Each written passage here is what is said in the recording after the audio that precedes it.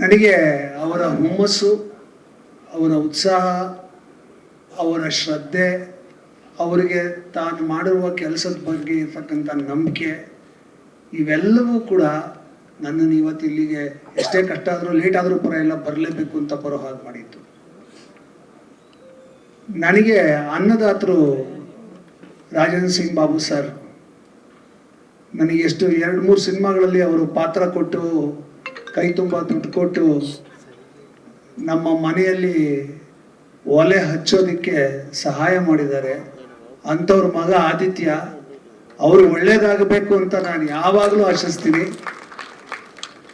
ನಾವಿಬ್ಬರು ಒಂದು ಸಿನಿಮಾಲ್ ಮಾಡಿದ್ವಿ.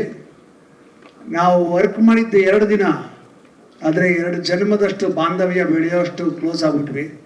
ಸೊ ಹಾಗಾಗಿ ಆದಿತ್ಯ ಕರೆದಾಗ ಬರಲೇಬೇಕು, ತಪ್ಪಿಸ್ಕೊಳ್ಳೋಂಗೆ ಸಾಧ್ಯನೇ ಇಲ್ಲ. ಸೊ ಹಂಗೂ ಹಿಂಗೂ ಮಾಡಿ ಬಂದೆ. I wish him all the best. ಈ ಸಿನಿಮಾ, ಟೆರರ್ ಸಿನಿಮಾ, ನಿಜವಾಗಲೂ ಈ ಕನ್ನಡ ಇಂಡಸ್ಟ್ರಿನಲ್ಲಿ ಒಂದು ಆಂದೋಲನ ಮಾಡಲಿ, ಮತ್ತೆ ಕನ್ನಡ ಸಿನಿಮಾಗಳು ವಿಜೃಂಭಣೆಯಿಂದ ಮೆರೆಯೋಗಾಗಲಿ. ಈ ಸಿನಿಮಾದ ಮೂಲಕ ಆದಿತ್ಯಗೆ ಎಲ್ಲ ರೀತಿ ಯಶಸ್ಸು ಸಿಗಲಿ ಅಂತ ಆಶಿಸ್ತೀನಿ. ಪ್ರೊಡ್ಯೂಸರ್ ಸಿಲ್ಕ್ ಮಂಜು ಅವರು ನಂಬಿಕೆ ಇಟ್ಟು ಹೊಸ ಡೈರೆಕ್ಟರ್ ರಂಜನ್ ಮೇಲೆ, ಆದಿತ್ಯ ಮೇಲೆ ಅವರು ಬೇಕಾದಷ್ಟು ಶ್ರಮ ವಹಿಸಿ ಈ ಚಿತ್ರದ ನಿರ್ಮಾಣ ಮಾಡಿದ್ದಾರೆ. ಅವ್ರಿಗೆ ಒಳ್ಳೇದಾಗಬೇಕು. ಅನ್ನದಾತರು ಉಳಿದ್ರೆ ನಾವೆಲ್ಲ ಉಳಿತೀವಿ. ಹಾಗಾಗಿ ಇಂಥ ಅನ್ನದಾತರು ಒಳ್ಳೇದಾಗಬೇಕು. ರಂಜನ್ ಅವರ ಮೊದಲನೇ ಸಿನಿಮಾ ಅಂತ ಕೇಳ್ಪಟ್ಟೆ.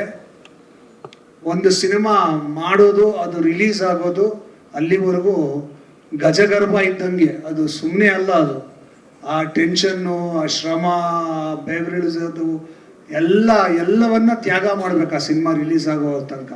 ಆ ಸಿನಿಮಾ ರಿಲೀಸ್ ಆದ್ಮೇಲೆ ಅದು ಓಡಬೇಕು, ಅದು ಕೂಡ ಇನ್ನೂ ಜಾಸ್ತಿ ಟೆನ್ಷನ್ ಕೊಡ್ತಕ್ಕಂಥ ವಿಚಾರ. ಇಂಥ ಒಂದು ಅದ್ಭುತವಾದ ಕೆಲಸದಲ್ಲಿ ಒಂದು ಹಂತಕ್ಕೆ ಇವರು ಮುಟ್ಟಿದ್ದಾರೆ. ಇವಾಗ ಇಲ್ಲಿವರೆಗೂ ಬಂದಿದೆ. ಸೊ ರಂಜನ್ಗೆ I wish him all the best.